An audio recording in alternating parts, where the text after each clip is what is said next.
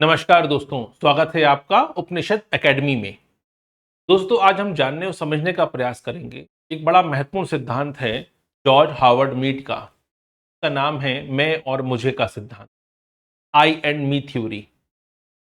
कई बार आपने सुना होगा, कई लोग कहते हैं कि चार लोग क्या कहेंगे, समाज क्या कहेगा। तो हम समाज से इतना डरते क्यों हैं? हम चार लोगों से इतना डरते क्यों हैं? हम कोई भी काम करने से पहले समाज के बारे में इतना क्यों सोचते हैं? हम किसी भी गतिविधि के लिए समाज के प्रति इतना समर्पित क्यों होते हैं?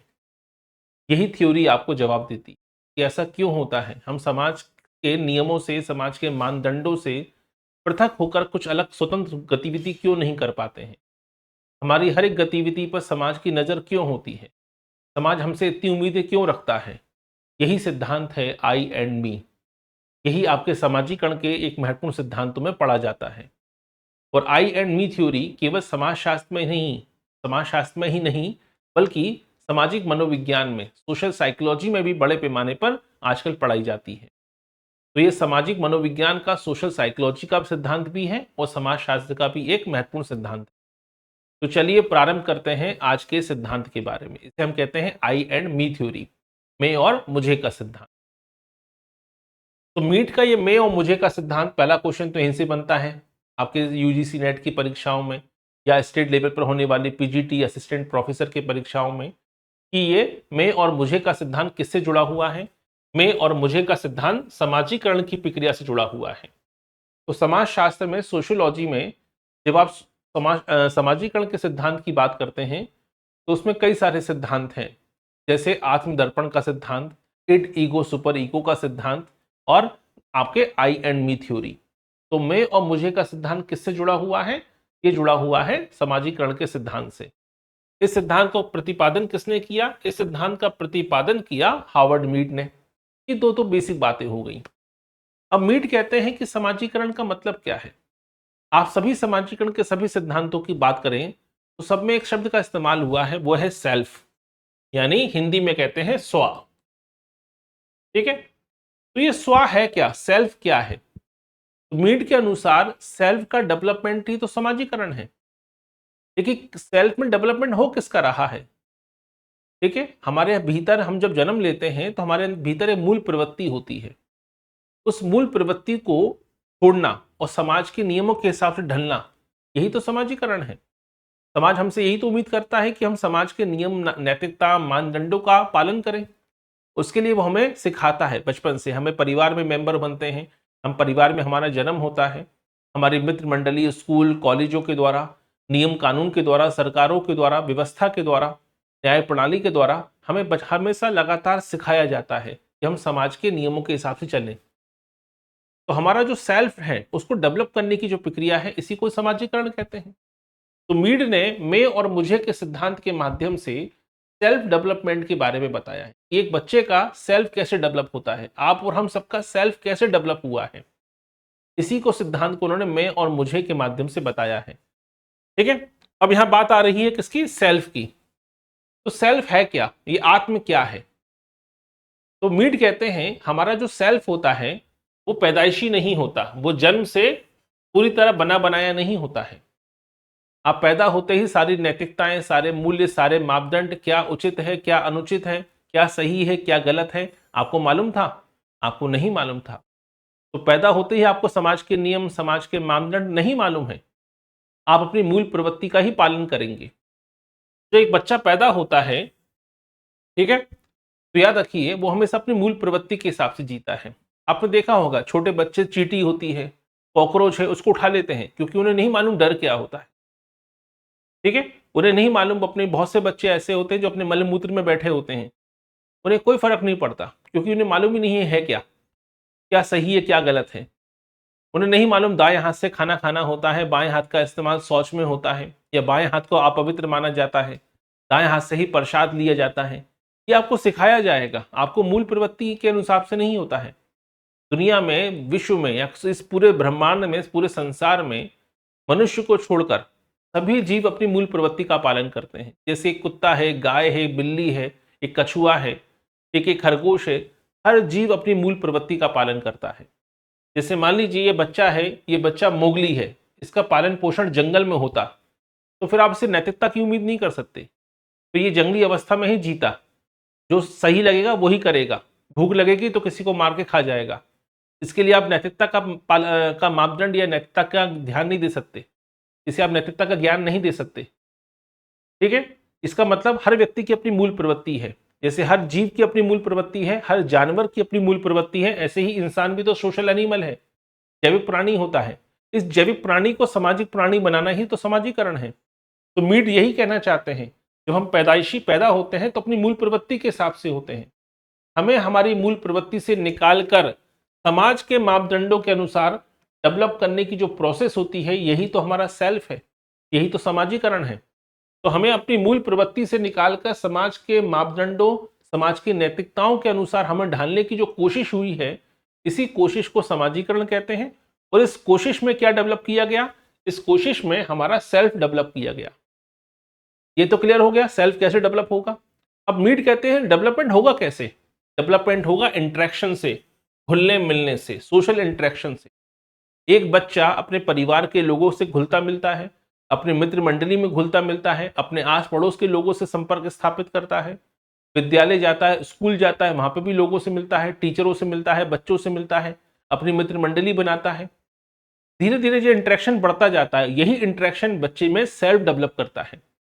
अगर आप किसी बच्चे को एक बंद कमरे में रखें तो उसकी उम्र तो बढ़ेगी, उसकी हाइट भी बढ़ेगी, लेकिन उसका सोशल इंटरेक्शन अगर नहीं बढ़ा तो उसका समझ नहीं बढ़ेगी। वो समाज की नैतिकताओं, मूल्यों, मापदंडों, क्या सही है क्या गलत है, उचित अनुचित, लोगों से इंटरेक्शन करना, घुलना मिलना, ये सब नहीं सीख पाएगा। अगर आप हाइजीन के नाम पर और स्टेटस के नाम पर, ठीक है, अपनी क्लास के नाम पर, अपने एलिट ग्रुप होने की संपन्नता के नाम पर अगर आप ये सोचिए कि हमारा बच्चा किसी से नहीं मिलेगा, हम तो एलिट क्लास के लोग हैं, हम तो उच्च जाति के लोग हैं, सवर्ण लोग हैं, हम तो उच्च वर्ण व्यवस्था वाले लोग हैं, हम बाकी बच्चों के साथ कैसे अपने बच्चे को भेज दें, तो फिर आपके बच्चे का सेल्फ डेवलप नहीं हो सकता। क्योंकि मीड के अनुसार एक बच्चा समाज का सदस्य तभी बन पाएगा जब उसका सोशल इंटरेक्शन होगा, और यही सोशल इंटरेक्शन क्या डेवलप करेगा? ये बच्चे का सेल्फ डेवलप करता है। और सेल्फ डेवलपमेंट की यही प्रक्रिया क्या कहलाती है? समाजीकरण कहलाती है। क्लियर हुआ? अब यहाँ पे आई और मी कहां से आ गया? थ्योरी को हम पढ़ रहे हैं, अब ध्यान से समझिएगा। तो मीड कहते हैं जो सेल्फ की बात हो रही थी, तो हर व्यक्ति में दो सेल्फ होते हैं, एक होता है आई और एक होता है मी। ठीक है, हर बच्चे में दो सेल्फ होते हैं, आई एंड मी। आई क्या है? मेरी मूल प्रवृत्ति है, मेरी क्रिएटिविटी है, जहां पर मैं सही गलत के बारे में नहीं सोचता, जो मेरी पसंद होगी, जो मेरा दिमाग कहेगा, जो मेरा एटीट्यूड कहेगा, मैं वो करूंगा। यहाँ पे मुझे समाज के नियम कायदे की नहीं पड़ी है। ये हो गया आई।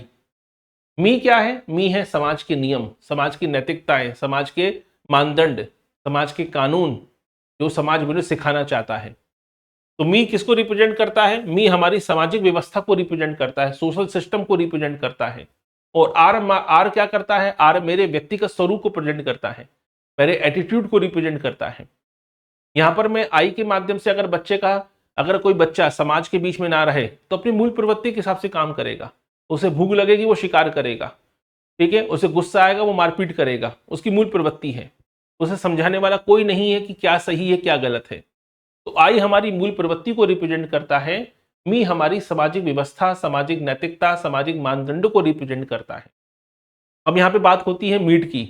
मीड कहते हैं जब तक हम अपने आई को मी में कन्वर्ट नहीं करेंगे तब तक हमारा समाजीकरण नहीं हो पाएगा, तब तक हमारा सेल्फ डेवलप नहीं हो पाएगा। तो आई को मी में कन्वर्ट करने की प्रक्रिया को ही समाजीकरण कहा है। आई से मी में डेवलप होने की प्रक्रिया को ही स्व का विकास कहा है। किसने? मीड ने। अब ये आई क्या है थोड़ा समझ लीजिए। आई जैसा कि स्पष्ट है, आई मेरी व्यक्तिगत सोच है, मेरी पर्सनैलिटी क्या है, मेरा नेचुरल बिहेवियर है, मेरी पूर्ण प्रवृत्ति है। यहाँ मैं काम करने के बारे में सोचता नहीं हूँ कि समाज क्या सोचेगा, मुझे कोई नहीं पड़ी है कि समाज के बारे में, मुझे समाज की नैतिकता का पाठ नहीं पढ़ना है, मुझे लोग क्या सोचते हैं, चार लोग क्या कहेंगे, इससे कोई मुझे मतलब नहीं है। ठीक है, अगर मुझे खाना खाना है मैं चुरा के खा लूँगा, क्या सही है क्या गलत है इससे मुझे कोई फर्क नहीं पड़ता। मुझे कैसे कपड़े पहनने हैं मुझे कोई फर्क नहीं पड़ता, कोई बताने वाला नहीं है। ठीक है, मुझे समाज की सुननी भी नहीं। ये है आई, जो हमारी मूल प्रवृत्ति को रिप्रेजेंट करता है। ठीक है, क्लियर यहाँ तक? यहाँ पे हम बिना किसी रोक टोक के अपना डिसीजन खुद लेते हैं, ये हमारा असली स्वभाव होता है। ठीक है, लेकिन बात आती है मी की। मी में क्या होता है? मी हमारा सामाजिक स्वरूप होता है। जैसे ही हमारा आई मी में कन्वर्ट होने लगता है, हम चार बातें सोचने लगते हैं कि अगर मैं सड़क पे चिल्लाऊंगा तो लोग क्या सोचेंगे। हम समाज को के बारे में पहले सोच लगते हैं कि समाज क्या सोचेगा। ये हो गया मी। तो मी क्या है? सामाजिक व्यवस्था है। अब जब हम आई में क्या कर रहे थे, आई में अपनी मूल प्रवृत्ति का पालन कर रहे थे। आई में हमने सड़क पे चिल्लाना शुरू कर दिया, कपड़े उतार के खड़े हो गए, निवस्त्र हो गए, जो मर्जी आ रही वो कर रहे हैं। तो ऐसे में समाज बीच में आ गया। समाज ने कहा ऐसे काम नहीं चलेगा, घर से बाहर निकलोगे तो कपड़े पहन के निकलना पड़ेगा, गाली गलौज नहीं होगी, सार्वजनिक स्थलों पर ऐसा व्यवहार नहीं होगा, अश्लीलता नहीं फैलाओगे आप। तो समाज हमें हर बात बात में टोका टाकी करने लगा। धीरे धीरे घर में बैठे अगर आप घर में 8 या 9 साल का बच्चा गाली बकने लगे तो माँ बाप क्या करते हैं? या तो चप्पलों से कूटेंगे, झाड़ू से कूटेंगे, या डांटेंगे, डराएंगे। ऐसा नहीं होना चाहिए। यानी टोका टाकी शुरू हो जाएगी। समाज की नैतिकताओं, समाज के मापदंडों का पाठ पढ़ाया जाएगा आपको, ताकि आप अपनी आई की प्रवृत्ति से निकल सकें, अपनी मूल प्रवृत्ति से निकल सकें और समाज के संस्कारों के हिसाब से आप जी सकें। आपको संस्कारों का आईना सिखाया जाएगा, आपको समाज के नियमों से परिचित कराया जाएगा, ताकि समाज आपको अपने हिसाब से ढाल सके। ठीक है? तभी हम क्या कहते हैं, अरे चार लोग क्या कहेंगे, अरे समाज क्या कहेगा। समाज को आपकी नहीं पड़ी थी, लेकिन समाज ने आपका सामाजिकरण ही ऐसा किया कि समाज ने आपके अंदर डर बैठा दिया कि तुम अपनी मूल प्रवृत्ति से नहीं बल्कि समाज के नियमों के हिसाब से चलोगे। यही है मी। तो आई से मी में कन्वर्ट होने की जो प्रक्रिया थी, यही होता है समाजीकरण। तो हर व्यक्ति के अंदर दो प्रवृत्तियां हैं। जब हम पैदा होते हैं तो अपनी आई प्रवृत्ति के हिसाब से जीते हैं, और धीरे धीरे हम जब स्कूल जाते हैं, कॉलेज जाते हैं, ठीक है, समाज से मिलते हैं, समाज से इंटरेक्शन होता है, घुलते मिलते हैं, तो धीरे धीरे हम समाज की नैतिकताओं, मूल्यों, मानदंडों को अपनाने लगते हैं। समाज की मूल्यों, मानदंडों के अनुसार अपने व्यवहार को परिवर्तित करने लगते हैं, अपने सेल्फ को डेवलप करने लगते हैं। यही होती है समाजीकरण की प्रक्रिया। इसी से ही हमारा सेल्फ डेवलप होता है। इसीलिए हम समाज से बहुत डरते हैं कि ऐसा कोई काम नहीं करना है कि समाज की परवाह करनी है, समाज को अनदेखा नहीं कर सकते आप। चार लोग क्या कहेंगे, समाज क्या कहेगा, ये डर हमेशा हमारे जीवन में बना रहता है, क्योंकि बचपन से ही हमें ये डर सिखाया गया, ये डर हमारे अंदर ढाला गया कि समाज को उल्लंघन नहीं करना है, समाज की नैतिकताओं का उल्लंघन नहीं करना है।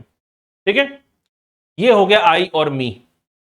तो आई क्या है? नेचुरल प्रवृत्ति है, नेचुरल स्वभाव है, जो अनकंट्रोल है। मी क्या है? ये मी सामाजिक स्वरूप है, मी नियमों से बंधा हुआ है, मी अनुशासित है, डिसिप्लिन है, ये भारी प्रभाव है। और आई से मी में कन्वर्ट होने की जो प्रक्रिया है, यही सेल्फ का डेवलपमेंट प्रोसेस है। और स्व का विकास की इसी प्रक्रिया को सामाजिकरण नाम दिया है किसने? हावर्ड मीड ने। क्लियर हुआ? कोई समस्या इसमें? तो आई क्या था? मैं। ठीक है? और मैंने जब सोसाइटी के रूल मानना शुरू किए तो मैं क्या बन गया? मैं बन गया मी। तो मैंने अपनी मूल प्रवृत्ति को त्यागना शुरू किया और समाज की रूल्स, नियमों को मानना शुरू किया। तो मूल प्रवृत्ति का त्याग करना और समाज के नियमों को मानना ही क्या है? अपने आप में मी कहलाता है। यानी आई से मी में कन्वर्ट होने की प्रक्रिया ही समाजीकरण कहलाती है। व्यक्ति अपनी मनमानी को छोड़ता है, मूल प्रवृत्ति को छोड़ता है और समाज के नियमों के अनुसार व्यवहार करने लगता है। इसी परिवर्तन को क्या नाम दिया है? समाजीकरण कहते हैं। इसीलिए आई एंड मी थ्योरी कहते हैं कि मैं क्या था और मैं क्या बन गया, या मुझे क्या बनाया गया। तो आई से मी बनने की प्रोसेस ही समाजीकरण है। यही हमारे सेल्फ को डेवलप करता है। अब यहां पे बात आती है, आई से मी बनने की जो प्रक्रिया थी, इसमें मी कौन है? इसमें मी है समाज। तो समाज ने काम कैसे किया?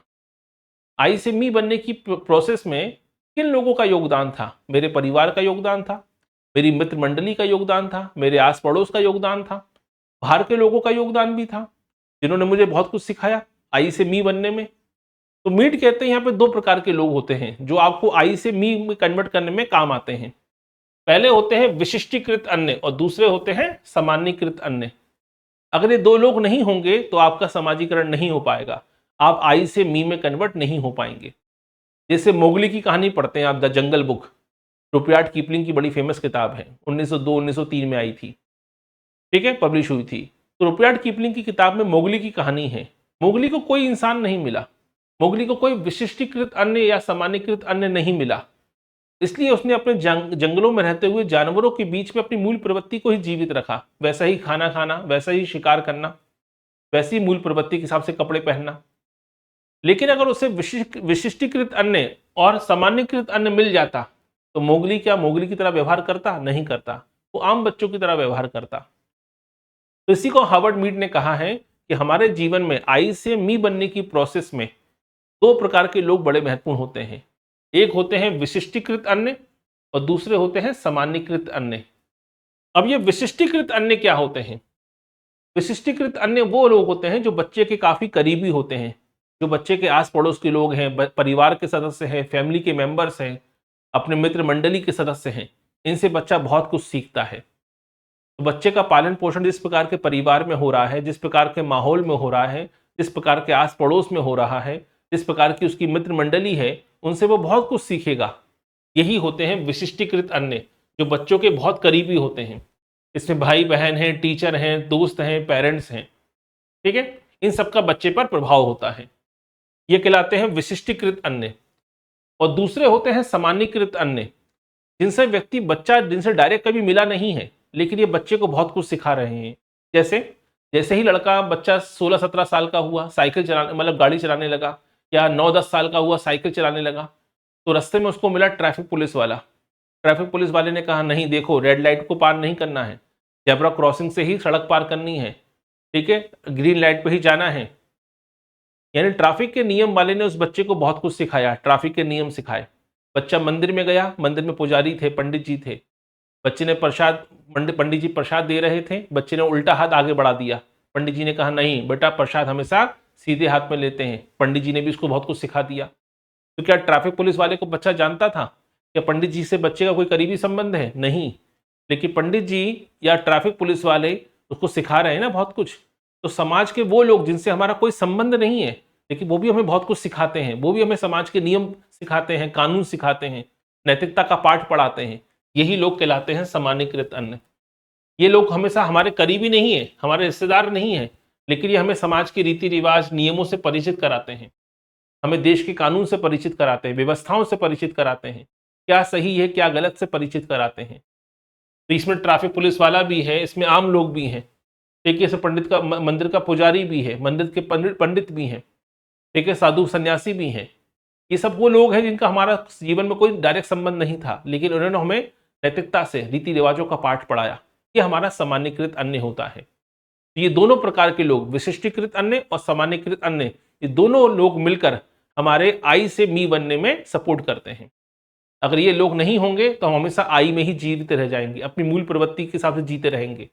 अगर ये दो लोग नहीं होंगे तो हम क्या करेंगे, हम कभी भी मी में कन्वर्ट नहीं हो पाएंगे, हमारा समाजीकरण नहीं हो पाएगा, हम समाज में घुल मिल नहीं पाएंगे। तो इन दो लोगों का होना बहुत जरूरी है, विशिष्टीकृत अन्य और सामान्यीकृत अन्य का। क्लियर?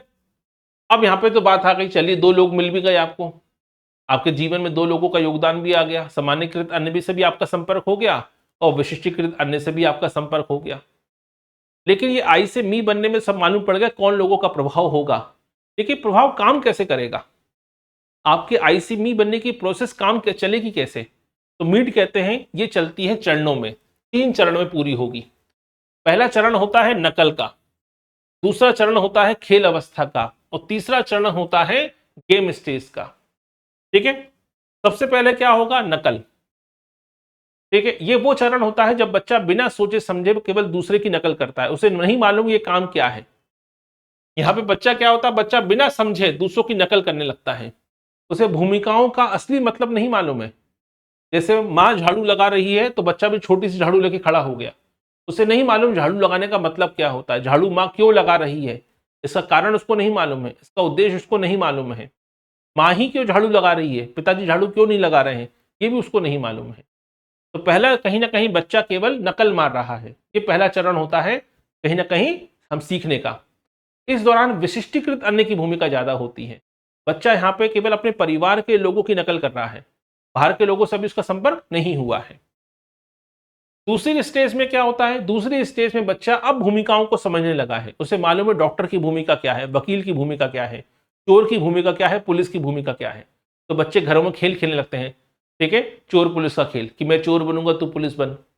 ठीक है, बच्चे छोटा सा आजकल आता है गेम आती है, ठीक है, किचन सेट आता है, डॉक्टर सेट आता है। तो लड़कियां किचन सेट से खाना बनाने लगती है छोटा छोटा, कि चाय बनाई मैंने, आज खाना बनाया। ठीक है, बच्चे डॉक्टर की भूमिका करने लगते हैं कि वो स्टेथोस्कोप या आला लगाकर अपने छोटे भाई बहनों का कहने लगते हैं कि तुम्हारी तबीयत ठीक नहीं है। यानी बच्चे क्या करने लगे हैं, बच्चे अब कहीं ना कहीं भूमिका को समझ रहे हैं। वो डॉक्टर, मरीज, टीचर, स्टूडेंट का खेल खेलने लगते हैं। ठीक है, अब यहाँ नकल नहीं हो रही, यहाँ भूमिकाओं को समझने की बात हो रही है। ये दूसरी स्टेज होती है। तीसरी स्टेज में क्या होता है, तीसरी स्टेज कहलाती है गेम स्टेज। यहाँ पे व्यक्ति का संपर्क होता है किनसे, सामान्यकृत अन्य लोगों से। और सामान्यकृत अन्य लोग उसके बहुत कुछ सिखाते हैं जो उसको विशिष्टीकृत अन्य लोग नहीं सिखा पाए। जैसे बच्चा अब अपने मित्र मंडली में भी है, लेकिन साथ में वो गेम खेलने गया है। अब वो क्रिकेट खेलेगा तो अपनी मूल प्रवृत्ति के हिसाब से नहीं खेलेगा, और उसे खेल के नियम मालूम होने चाहिए। तो खेल के नियमों के अनुसार अब अपने आप को ढालने की कोशिश करेगा। क्लियर, यहाँ पे वो अब नियम कानून सीखने लगा है, अब वो समझने लगा है कि नियम क्या होते हैं। ये स्टेज कहलाती है खेल अवस्था या कि गेम स्टेज कहलाती है। यहाँ उसे मालूम है फील्डर की भूमिका क्या होती है, फील्डर का नियम क्या है, उसे बैटर का नियम मालूम है, उसे बॉलर के नियम मालूम है। अगर उसको अंपायर बनाया गया तो अंपायर की भूमिका का निर्वहन करेगा और उसके हिसाब से नियमों का पालन करेगा। अब कहीं ना कहीं उसमें टीम भावना पैदा हो रही है, उसके अंदर का समाज के नियम, नैतिकता और मानदंडों का पालन करने की प्रवृत्ति पैदा हो रही है। क्लियर, ये सब संभव कैसे हो पाया, ये सब संभव हो पाया इंटरेक्शन से। इसीलिए मीड कहते हैं कि इंटरेक्शन बहुत जरूरी है, अंतःक्रिया बहुत जरूरी है, घुलना मिलना बहुत जरूरी है। अगर बच्चे का इंटरेक्शन नहीं हुआ तो ना तो बच्चा कहीं का नहीं रह पाएगा, उसका सेल्फ डेवलप ही नहीं हो पाएगा। फिर आप उसे बड़े से बड़ी कोचिंग संस्थान में पढ़ा लो, उसे बड़े से बड़े स्कूल में पढ़ा दो, कितने महंगे स्कूलों में उसका एडमिशन करा दो, बच्चा आपका गोबर ही रह जाएगा। क्योंकि जरूरी है आस पड़ोस से मिलना, घुलना मिलना बहुत जरूरी है। केवल किताबी ज्ञान देने से या वीडियो गेम खेलने से या रील चलाने से काम नहीं चलेगा। यही है, ठीक है, मीड का सामाजिकरण का सिद्धांत। यही है आई एंड मी थ्योरी। तो आई से मी में कन्वर्ट होने का जो प्रोसेस होती है ये बताया है मीड ने, और आई से मी में कन्वर्ट होने की प्रक्रिया ही समाजीकरण है। और जब व्यक्ति का मी डेवलप हो जाता है तो व्यक्ति फिर समाज के बारे में सोचने लगता है। फिर व्यक्ति समाज को ठेंगा नहीं दिखा सकता, वो समाज के नैतिकताओं का पालन करना सीख जाता है। वो समझ जाता है कि चार लोग क्या कहेंगे, भले वो चार लोग उसे कभी मिलेंगे नहीं, वो काम भी नहीं आएंगे, लेकिन उसके अंदर एक डर बैठा रहेगा कि मुझे नैतिकता का पालन करना है, मुझे अपराध से दूर रहना है, मुझे अच्छे नंबर लाने हैं, मुझे अच्छी से पढ़ाई लिखाई करनी है, कानूनों का पालन करना है। अगर वो मी डेवलप नहीं हो पाता तो बच्चा अपनी मूल प्रवृत्ति के हिसाब से व्यवहार करता और अपराधी ही बनता। क्लियर है, यही है मीड का थ्योरी, यही है आई मीड का सिद्धांत। ठीक है, तो उम्मीद है आपको आई एंड मी थ्योरी आसान भाषा में, सरल भाषा में समझ में आई होगी। कोई भी डाउट है, कोई भी क्वेश्चन है तो आप पूछ सकते हैं। ठीक है, अगर आप पढ़ना चाहते हैं इड ईगो सुपर ईगो का सिद्धांत तो कमेंट बॉक्स में कमेंट जरूर कीजिएगा। तो अगले लेक्चर हम चर्चा करेंगे सिगमंड फ्राइड का बड़ा फेमस सिद्धांत है इड ईगो सुपर ईगो। ये भी समाजीकरण का सिद्धांत है। ठीक है, तो इस पर खूब सब्सक्राइब कीजिए, लाइक कीजिए और कमेंट में लिखिएगा सिगमंड फ्राइड का इड ईगो सुपर ईगो। अगर आप इड ईगो सुपर ईगो का लेक्चर चाहते हैं तो कमेंट में जरूर लिखिएगा। इस टॉपिक की जो पीडीएफ है जो आपको पढ़ाया गया, इसकी पीडीएफ टेलीग्राम पर अपलोड कर दी जाएगी। ठीक है, और व्हाट्सएप चैनल पर, इसका डिस्क्रिप्शन में लिंक दिया गया है, आप ज्वाइन कर सकते हैं। अगर आप तैयारी कर रहे हैं दिसंबर में होने वाले यूजीसी नेट के एग्ज़ाम के लिए तो हमारा बैच शुरू हो चुका है। सुबह 6 बजे क्लास शुरू होती है, 6 बजे से लेकर 8 बजे तक डेली 2 लेक्चर होते हैं। तो अगर आप जुड़ना चाहें तो जुड़ सकते हैं। हाँ, अब नए बैच जितने भी शुरू हो रहे हैं सबकी एक विशेषता है जो पुराने बैच में नहीं थी। वो विशेषता है कि आप नोट्स को प्रिंट आउट निकलवा सकते हैं। यानी आपको अब नोट्स बनाने की समस्या खत्म, आप डायरेक्ट सीधा प्रिंट आउट निकलवा सकते हैं। तो जो भी टॉपिक पढ़ाया जाता है उसका पीडीएफ अपलोड कर दिया जाता है, आप अपने सिस्टम में डाउनलोड कर सकते हैं और प्रिंट आउट निकलवा सकते हैं। ठीक है, तो नए बैच शुरू हो चुके हैं। 6 तारीख को बैच शुरू हो चुका है हमारा यूजीसी नेट का आरंभ बैच, नया वाला बैच है। ठीक है, इसके अलावा कॉमन सोशियोलॉजी का बैच, जैसे अभी आप देख रहे हैं यूपी में वैकेंसी आने वाली है, पीजीटी की, हायर की वैकेंसी आने वाली है, सीआईसी का भी मेंस होने वाला है। तो इस बार उत्तर प्रदेश में चुनाव हैं अगले साल, तो ऐसे में वैकेंसी आने की संभावना ज़्यादा है। तो वैकेंसी आने की इंतजार मत कीजिए कि नोटिफिकेशन आएगा जिस दिन फॉर्म भरेंगे उसी दिन तैयारी करेंगे, तो फिर आप समझ जाइए तैयारी के लिए आप नहीं बने हैं।